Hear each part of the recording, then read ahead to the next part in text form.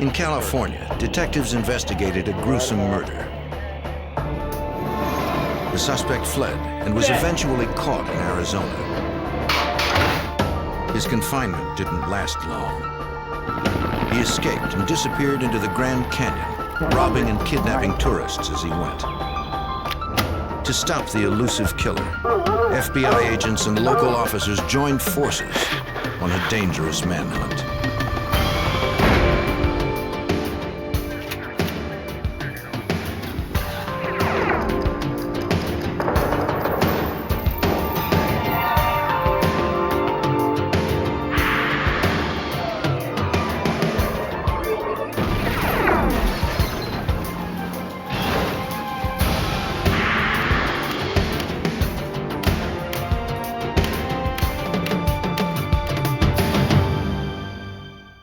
A killer was on the loose in one of America's most popular tourist destinations. Armed and desperate, he evaded law enforcement at every turn. As the 4th of July weekend quickly approached, thousands of people became potential targets. I'm Jim Kallstrom, former head of the FBI's New York office. Agents would use any means necessary to track a killer before he could strike again.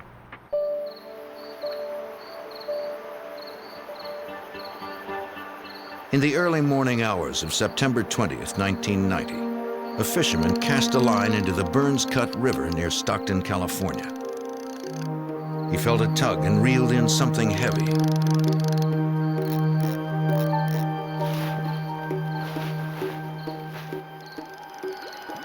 It was a large plastic bag.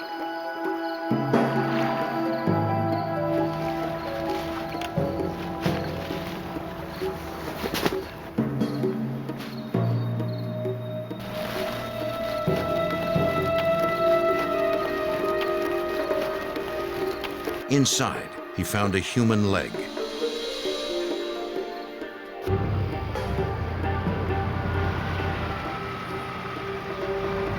The fisherman called the San Joaquin County Sheriff's Office. Find anything else out there? Deputies responded to the scene immediately. They confirmed the report of human remains and could find no clue as to the victim's identity. The deputies called in Homicide Detective Sergeant Armando Mayoya, who would run the investigation. The search of the river for any other items of evidence and body parts continued through the night and then into the next morning. We were able to get a boat unit out to the river along with a search of the banks by detectives. By first light, the deputies were dragging the river.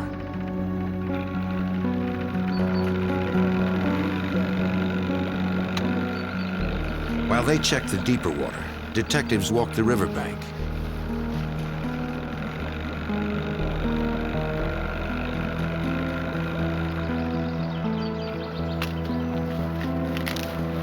It wasn't long before they discovered another plastic bag.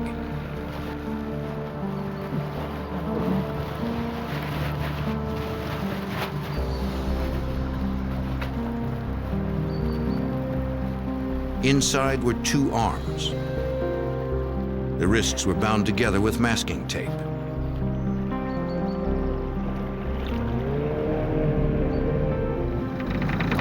Hold it, hold it. Nearby, the boat unit deputies soon pulled up another object.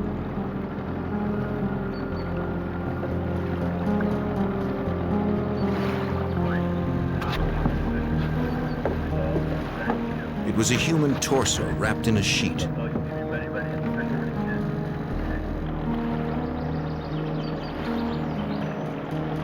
Later, they would find a right leg, the victim's head, and some clothing, all in separate plastic bags. 74. After several hours of searching, investigators had recovered an entire male body. They didn't know who the man was. It was a pretty brutal murder case. And for someone to take the time to dismember a person and to transport that person in different bags and dispose of the body without caring. It's very callous and cold. At the morgue, a coroner examined the remains. He determined that the victim had been dismembered with a serrated knife. It would take more time to determine the actual cause of death, or if the man was alive when he was dismembered.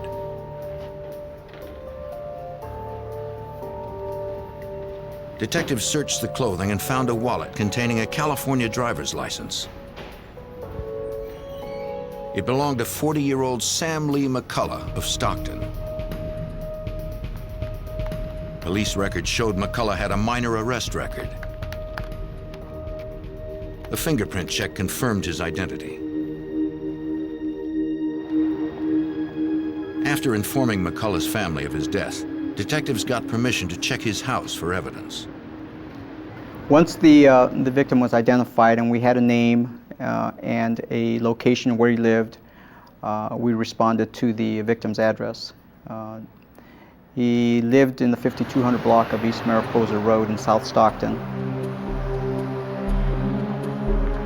They arranged to meet Sam McCulla's girlfriend at his home.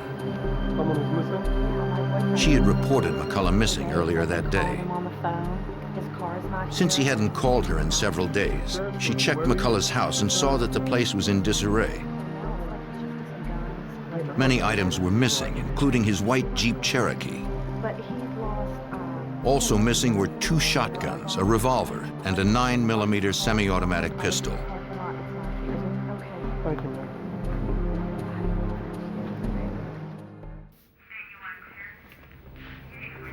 Detectives and deputies examined McCulla's house.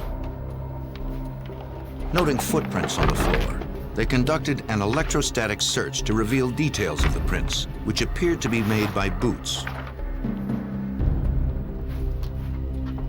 Investigators also recovered latent fingerprints, but none were foreign to the house.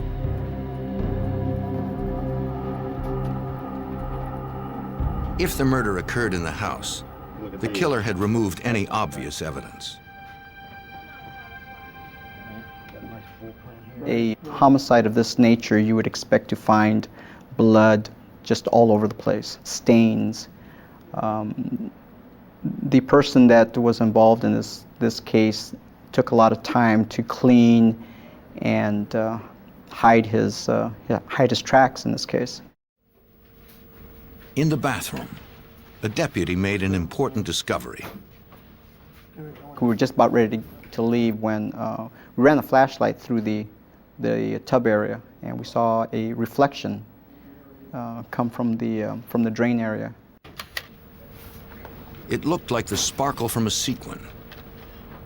The investigators knew it was collagen, a substance in bones that has a particularly reflective quality. Get ready to collect some evidence over here. Looking a little deeper into the drain, we found blood, tissue, and bone, and a large amount of hair. And based on that, there was a great probability at that point that the victim had been dismembered in the bathtub of the residence. Keep going over here. Stay closer. Laboratory tests would later match the blood and hair to Sam McCulla. Eventually, the coroner determined McCulla had been dead before he was dismembered. Cause of death was a gunshot wound to the forehead. What caliber do you think it is, Doctor? Powder burns indicated he had been shot at point-blank range.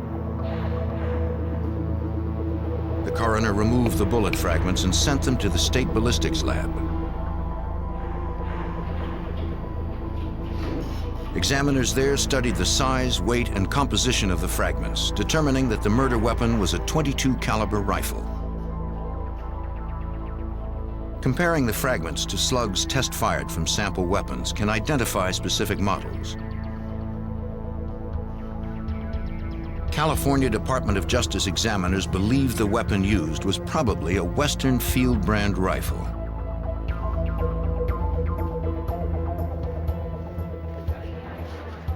Detectives found documents listing the serial numbers of McCulla's Jeep and his guns.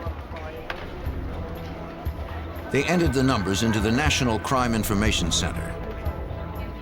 The NCIC is a nationwide database used by law enforcement agencies to track criminals, missing persons, and stolen property. If the items turned up anywhere, San Joaquin detectives would be notified.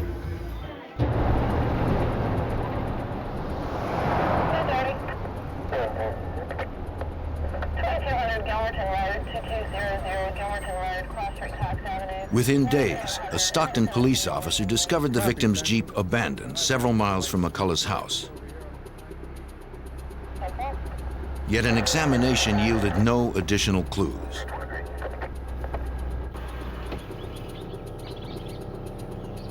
Investigators still had no leads on the killer. They canvassed McCulla's neighborhood, hoping to find a witness. No one reported seeing or hearing anything unusual. But one neighbor recalled that McCulla had been robbed 2 years earlier. Police records confirmed the story. In doing a name search, we uncovered a report listing the suspect as being a Stephen Horning. In that case, Stephen had apparently, according to the victim, robbed the victim at gunpoint. It was the first solid lead. Stephen Horning wasn't at his last known address, so detectives tracked down his older brother, who was a campus police officer at a nearby college. He told detectives that Stephen was one of 5 brothers and was especially close to one brother, Danny Ray Horning. Stephen and Danny spent a lot of time together.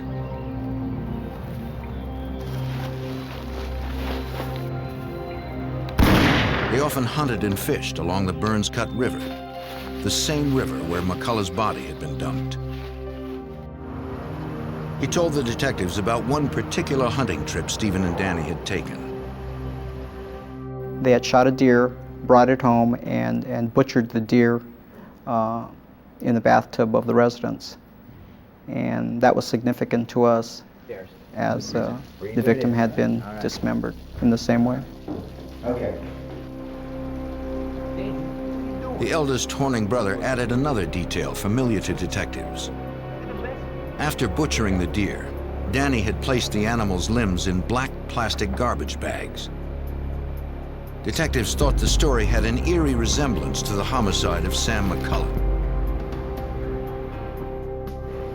They asked the brother to identify some clothing found in a bag containing body parts in the Burns Cut River. He said that the black shorts and t-shirt looked like those his brother Danny often wore. Police noted that no one in the Horning family had seen Stephen or Danny since September 19th, the day Sam McCulla was probably killed. The investigation progressed to the point where there was enough probable cause to present the case to a judge, and a search warrant was issued for Stephen and Danny, along with an arrest warrant. On November 20th, 1990, 2 months after the murder, San Joaquin sheriff's officers returned to the brothers' trailer located behind their parents' house.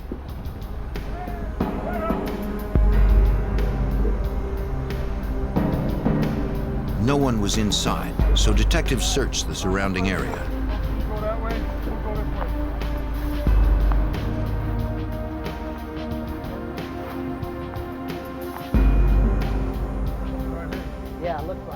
Behind the trailer, they found important evidence.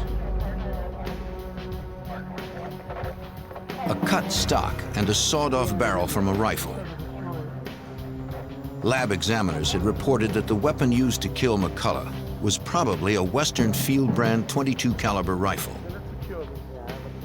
The barrel found in the field next to the suspect's house was a Western Field .22 caliber barrel.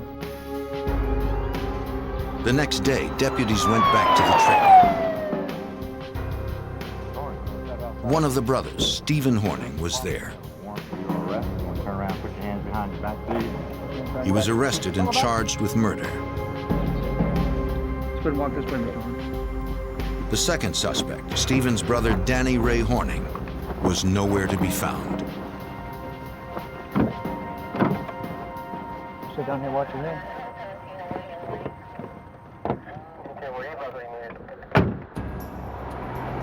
At the San Joaquin, California County Jail in December of 1990, detectives held one suspect in the murder and dismemberment of Sam McCulla. Stephen Horning had been arrested after a month-long investigation, but detectives needed more evidence to hold him. His brother, Danny Ray Horning, was also wanted but had fled the area. Stephen swore he had nothing to do with the murder and said he didn't know where Danny was.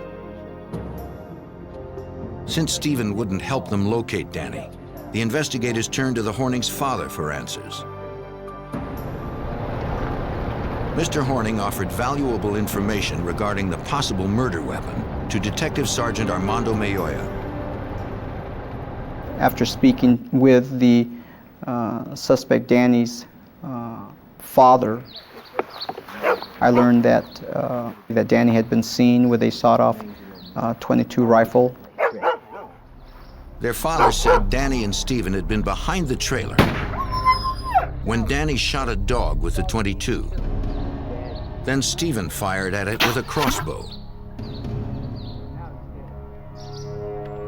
Mr. Horning believed his sons had buried the dog in the field behind the trailer.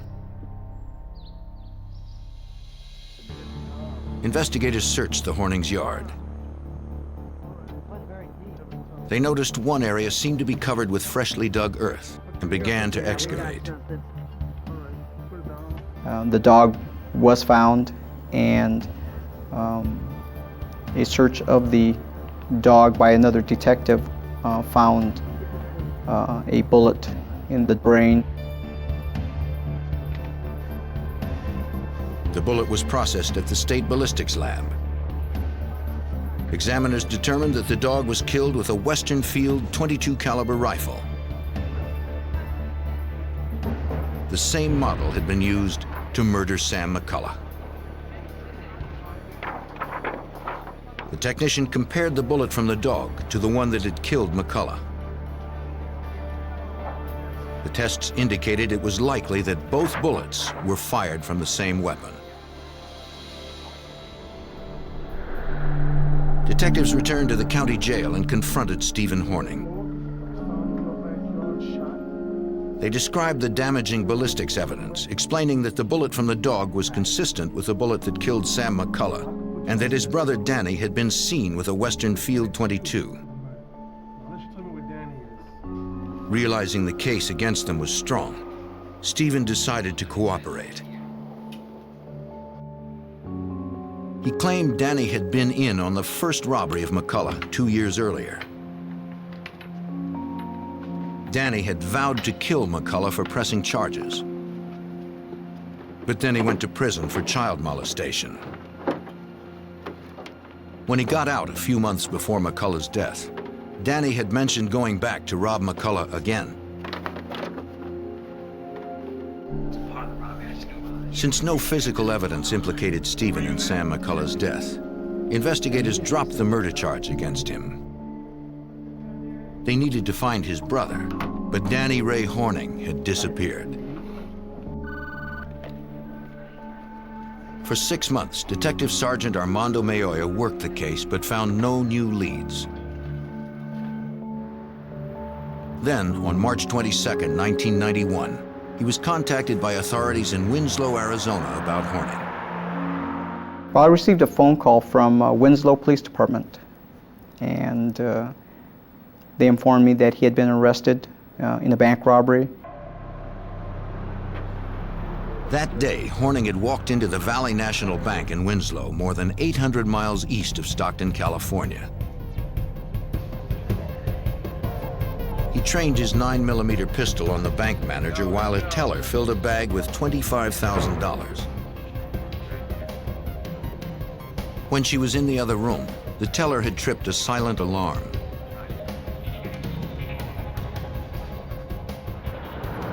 A block away at the Winslow Police Department, Detective Elmer Hassey took the call. Under the concealment of the unmarked car, I had plenty of cover. Positioned myself to where I could try to see what was going on in the bank. He couldn't see from the vehicle, so he went for a closer look. When the detective checked through the window, he saw a single gunman backing toward the door with a hostage. I came through the door. I stuck the gun up to his rib cage and pulled him towards the wall and took the bank bag out of his hand. The suspect was carrying a 9mm pistol. Detective Hassey determined the suspect's name was Danny Ray Horning. An NCIC check revealed the murder warrant in California. Hassey described the weapon recovered to Detective Mayoya. They informed me that they had in their possession a 9mm semi-automatic pistol. They gave me the serial number, and I confirmed that number as being the weapon that was taken from the victim McCulla's residence. In Arizona, Horning was convicted of armed robbery, kidnapping, and assault. At trial, he dared a judge to give him the stiffest sentence possible, vowing to escape within a year. The judge accepted the challenge and gave Horning 4 life sentences. California authorities decided not to extradite Horning, who would serve his time at the Arizona State Prison in Florence.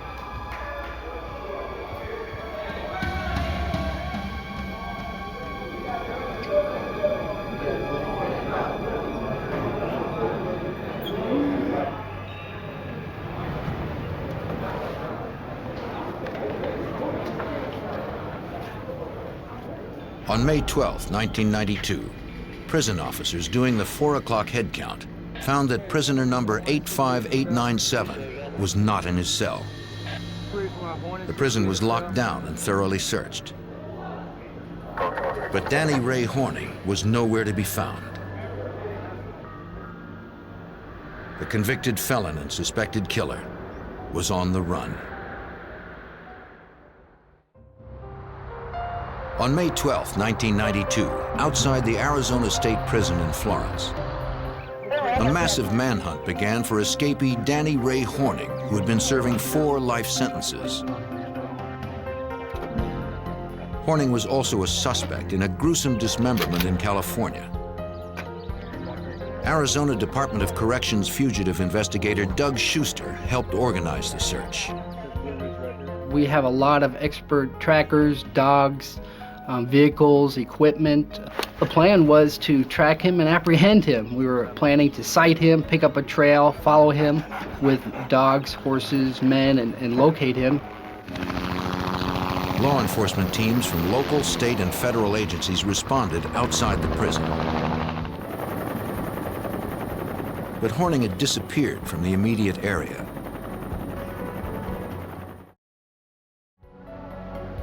While the teams widened their circle, Schuster returned to the prison to try to figure out how the accused killer managed to escape. Prison officials contacted the FBI to assist in the investigation. Authorities first checked Horning's records. The convicted felon had been housed in Central Unit, the prison's most secure area. There was no evidence that he had tunneled out or otherwise breached the walls of Central. They interviewed corrections officers and inmates to determine Horning's last actions inside.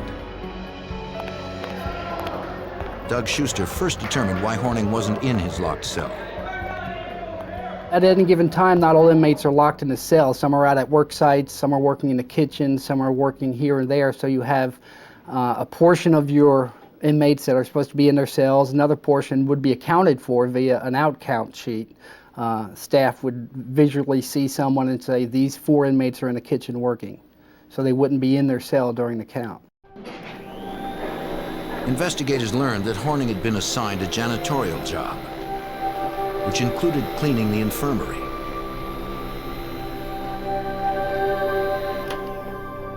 This gave him access to medical uniforms.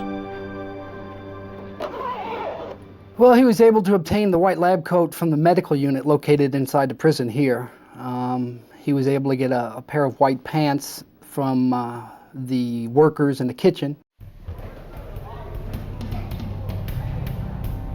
Investigators believed Horning exchanged his prison uniform for the lab coat, white pants, and a forged employee ID. They believed that he simply walked out of the prison and just a few miles into the town of Florence.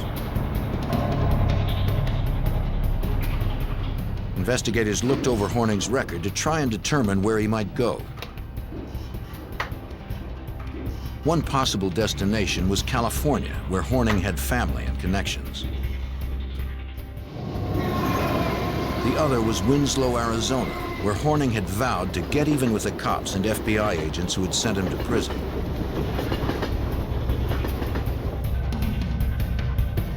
Special Agent Keith Tolhurst of the FBI's Phoenix field office joined the investigation. Hey, are you going up there with him?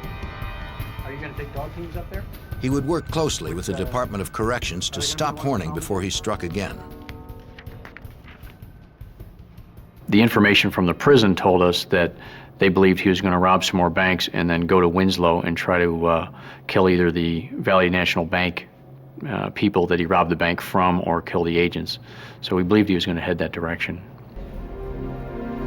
The agent examined the items left in Horning's cell.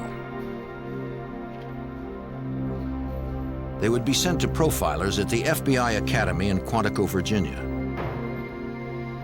We started getting involved with our behavioral science unit as well to see if they could profile this guy to find out whether he's the type of individual that would carry out his threats. And basically it came back later that it looked like he would be able, or at least capable, of carrying out those kind of threats. If Horning was willing to kill FBI agents, no one was safe. The first solid lead in the hunt for Horning came 3 days after his escape. On May 15th, Pinal County Sheriff's deputies responded to a ranch house 15 miles west of the prison.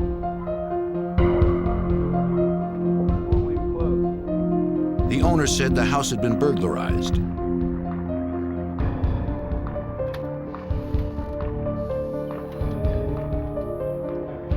He said clothes, a pair of binoculars, and food were taken from his house. Also missing were several loaded guns. The FBI and local deputies believed it was Horning, stocking up for his bid to seek revenge. They were right. And they found a fingerprint of his at the house to confirm that it was him that had done that. So now we're a little more concerned even that he was headed in the direction that he had said because he was starting to try to carry out his plan. Good afternoon. We're holding this press conference. The fugitive was now armed. The FBI turned to the media to warn the public and to solicit their help. At a news conference, agents released Horning's photo and information about his escape. Anyone spotting Horning was asked to call the FBI immediately, though they were instructed not to approach the suspected killer. The media coverage generated many leads. One came into the FBI from campers, claiming that Horning was stealing food, maps, and camping gear near Lake Mormon, about 170 miles north of the prison. Even though Horning knew how to hunt and fish, the burglaries were essential to his survival in the woods. Local officers followed his trail. He'd break into cabins, he'd steal food, and then he'd move on. And what we ended up trying to do was a house-to-house search of all the cabins in the area. That was something that was going to be done by the local county sheriff offices, and they were searching as many houses as they could.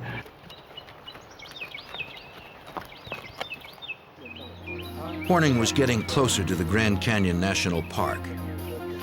The summer tourist season was beginning, which meant thousands of people would be in danger. They had to find him before anyone got hurt. Based on Horning's trail north, fugitive response teams from the Arizona Department of Corrections and Sheriff's Departments focused their search in Coconino County.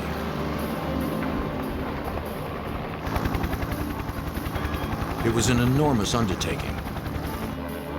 Coconino County consists of over 18,000 acres of woods and difficult terrain. Perfect cover for a fugitive. We're in the mountains. It was Lake Mormon area. It was trees, mountains, rocks, hills, helicopters, massive amount of mobilization, radios, dogs, horses, trailers. It was just massive.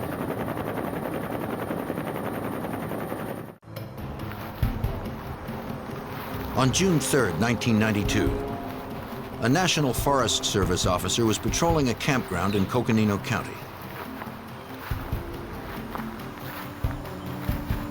The officer spotted Horning walking out of a wooded area. It was too dangerous for a lone officer to follow the armed killer into the forest.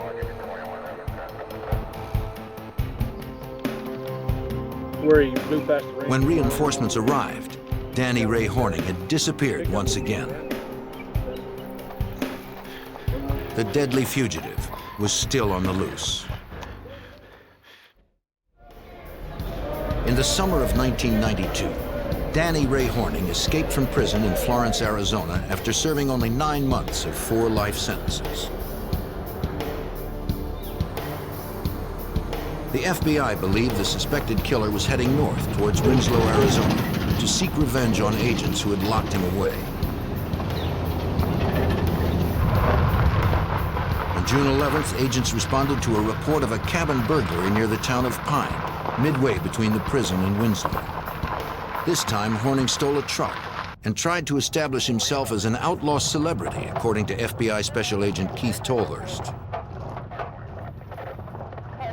More guns were stolen from there, and then that's where he left a note that said, you know, thank you for the items, Danny Ray, and trying to make his folk hero name known, I guess.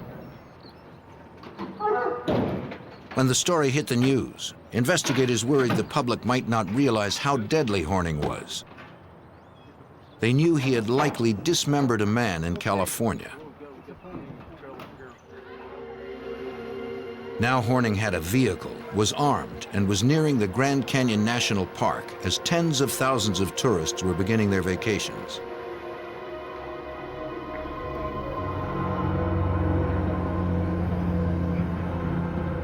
For 10 days, no new sightings came in. With the truck, he might have been hundreds of miles away already.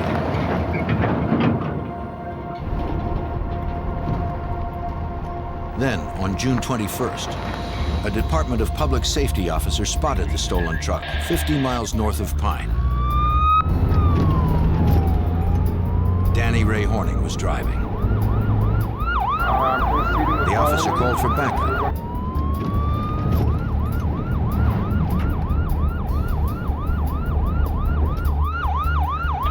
Before other officers could respond, Horning jumped from the truck, then fled on foot into the now familiar cover of the woods. FBI agents responded immediately. In the truck, they found another note signed by Horning. It looks like you left in a hurry and left that. Pine, Arizona is again up in a wooded area in northern Arizona, and it's along the path, if you're going from Florence up to Pine, he's almost to Winslow. So he's getting a lot closer to the area that we were concerned about. And again, we knew he had weapons, we knew he had the vehicle, he got up into that area, and it made us believe even more that he was going to try to carry out his threats. Authorities in Winslow weren't the only ones in danger. The FBI established a field command post inside Grand Canyon National Park, where Horning was a threat to thousands of tourists. They tracked confirmed sightings, plotting out Horning's movements. Agents coordinated the response to each sighting and relayed information between the many law enforcement agencies involved.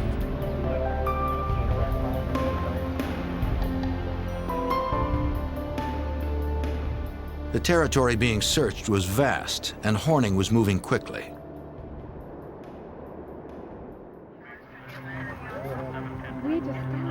On June 23rd, 2 tourists reported to agents that Horning had carjacked them inside the national park.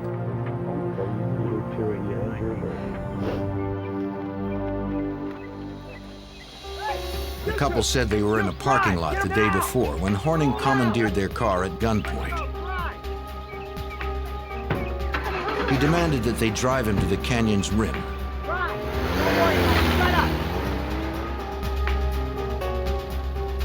He checked into a hotel room there and forced his captives inside. Okay, you two. Quiet. His gun prevented them from calling for help. You understand me? The couple feared he might shoot them at any moment. You to release my brother. Horning recorded a message for authorities. And I need a guarantee. He demanded that the search for him be called off. For the next 3 days. He also ordered the release of one of his brothers from prison and $1 million ransom for the release of a family that he planned to kidnap in exchange for the childless couple. The next day, Horning forced the couple to drive him to a store where he purchased camping gear, new clothing, and food. But before he found a family with children to kidnap, a Forest Service officer recognized him and began following the car. Let's go, move it! Horning fired at the officer, causing him to slow down. He forced the driver to speed up. Move it! Shut up! Let's go!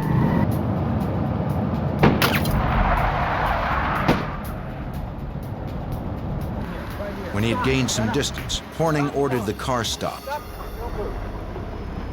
Thanks. He jumped out and fled on foot. Since he shot at a law officer, it was clear Horning was becoming desperate and more dangerous. We had information that he'd vowed not to be taken alive. He was on this vendetta against the FBI and Valley National Bank, and that he had already been in a shooting with the Forest Service. So we were very cautious as far as going in the woods, which we couldn't just go running after him as fast as he may have been running, which is one of the ways he got some advance time on us. It was really scary. You should really catch The kidnapped couple provided agents with information about Horning's new clothes and plan.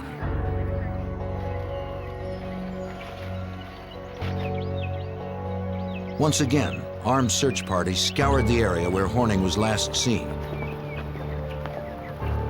but found no trace of him.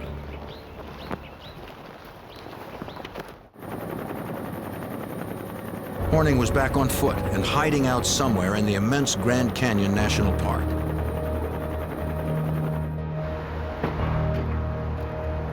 He had vowed to kidnap a family with children. Come on, guys. Let's go. To stop him, the FBI brought in their elite hostage rescue team, known as the HRT. Do that, guys. Do that. The HRT agents blanketed the area, rappelling into the canyon, checking caves and conducting aerial searches.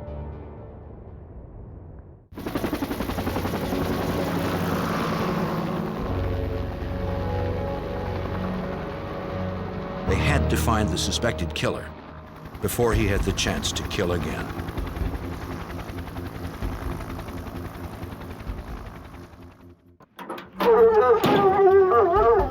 search teams from the FBI, the Arizona Department of Corrections, and local sheriff's departments trailed fugitive Danny Ray Horning through Grand Canyon National Park.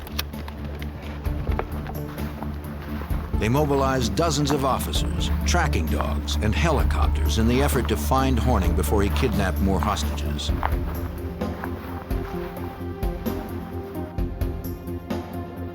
But the accused killer could have been anywhere in the immense park's 1.2 million acres. Because of the danger Horning presented to tourists, the FBI decided to close the Grand Canyon National Park for the July 4th weekend. It was a major undertaking. The holiday is the park's busiest weekend of the year.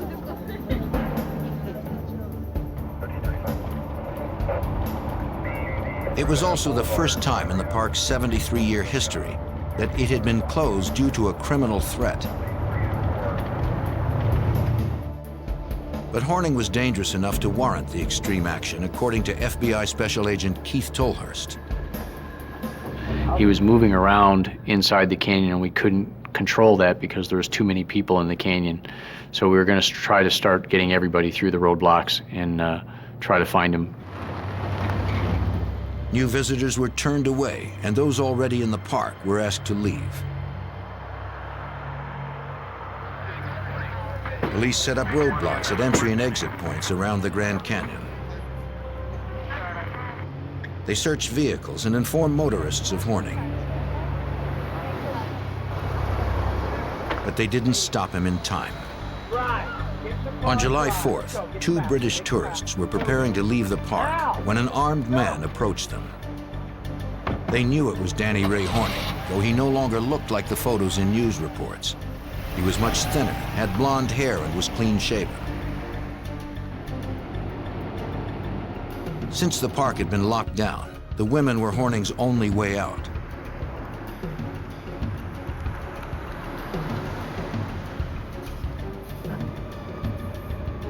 At a roadblock, a ranger stopped the car and spoke to the 3 inside.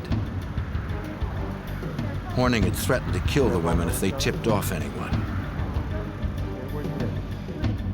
I know you guys all know each other. The kidnapped women had to act calm as Horning sat with a gun trained on them.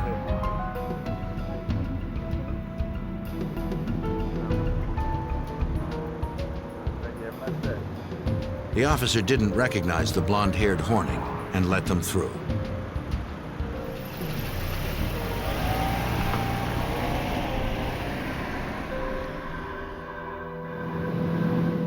Once they were out of the park, he forced them to drive 60 miles south to Williams, Arizona.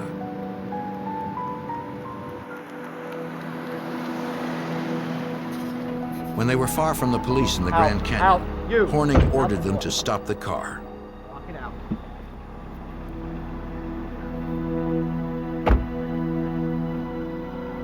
Brandishing his gun, he marched the terrified women into the cover of the woods.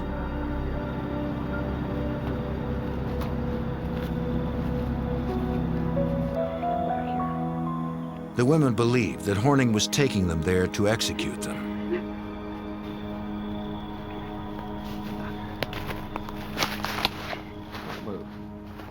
To their relief, he left them there, fleeing in their car.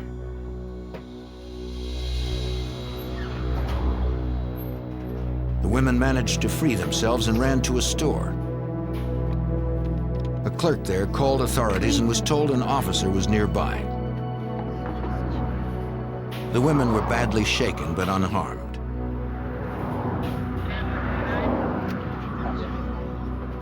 Ladies, are you okay? For me. They provided police with updated information about Horning, including his new look and his getaway vehicle. We had put a description of the car out that the women had stolen from them, and a DPS officer spotted that car going from the Grand Canyon towards Phoenix.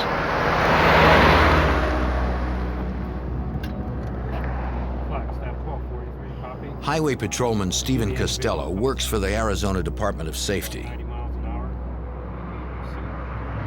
When Horning drove past, he began following the armed fugitive.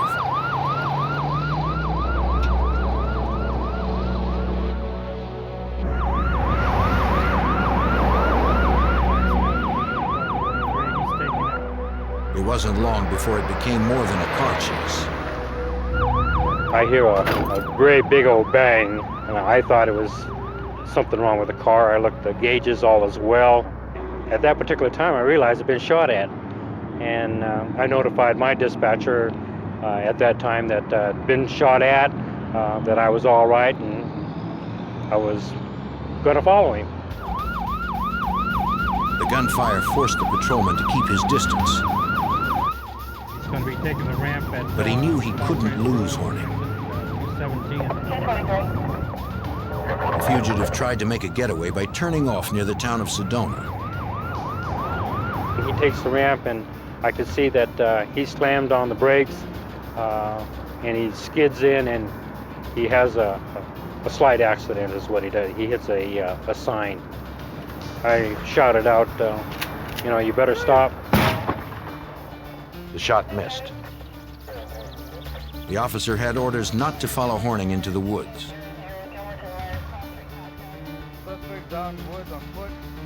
When backup arrived, agents and officers began a grid search of the area. Again, Horning couldn't be found.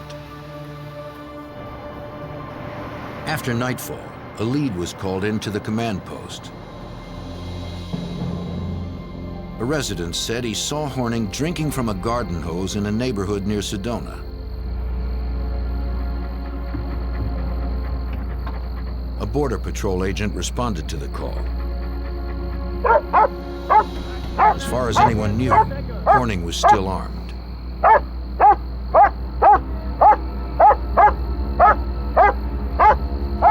This time, there was no shootout. After being relentlessly pursued for 54 days and over hundreds of miles, an exhausted Horning simply gave up.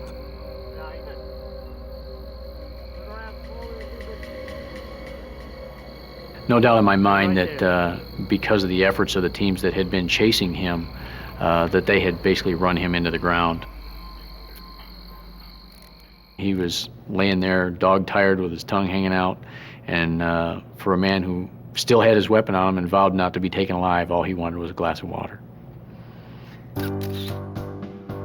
Danny Ray Horning earned 6 more years for his actions during his violent flight. Mr. Danny Horning? Authorities in California decided to extradite Horning and charge him with the murder of Sam McCulla. His trial began on May 12, 1994.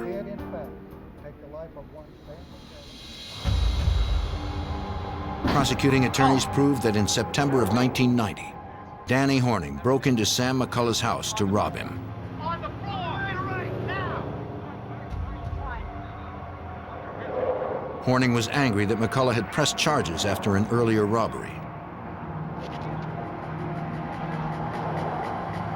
He bound McCulla, rendering him helpless. Horning was using his sawed-off .22 caliber Western field rifle, the same one witnesses had seen him kill a dog with earlier.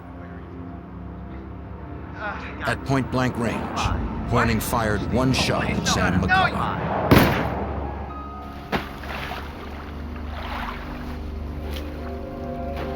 Minute blood spatter, as well as the human tissue found in the drain, indicated Horning had likely dismembered the victim in his tub.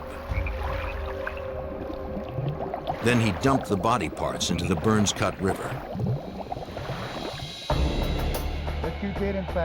On July 15, 1994, about 4 years after the death of Sam McCulla, a California jury found Horning guilty of murder. He was sentenced to death. Danny Ray Horning was sent to San Quentin Prison. He remains locked down in the maximum security of death row.